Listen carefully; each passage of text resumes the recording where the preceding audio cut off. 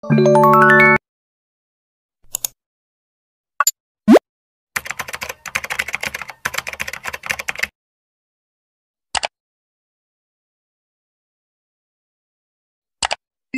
former teaching assistant was jailed after he deliberately used his position as a football coach to groom and abuse a young boy. David Jones, described by a judge as a serious risk to boys, first met the young boy when he was working at his primary school as a teaching assistant. The 33-year-old took an instant liking to the child and invited him to join a football club that he coached. With the young footballer doing so, he began to groom him with text messages and lifts in his car, with him integrating himself into the life of the boy's family.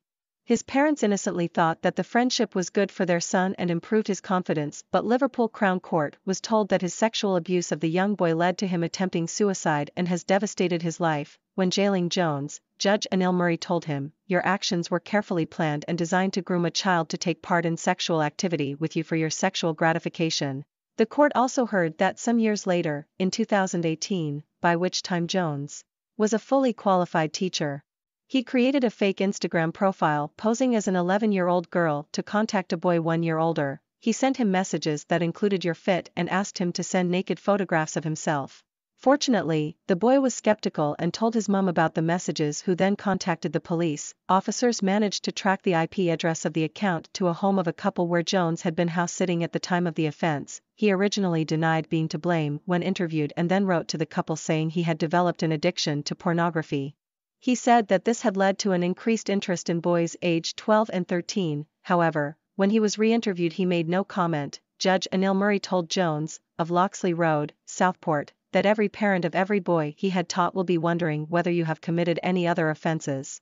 He said, "You are an intelligent man and you used your intellect to commit these offenses." He said that he was satisfied that he had selected the boy for grooming due to your sexual attraction to him from the beginning, and he told him that the victim says that his whole childhood was taken away from him by you.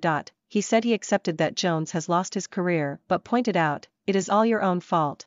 Judge Murray said that Jones posed a high risk of reoffending. He added, "I am satisfied you present a serious risk to boys."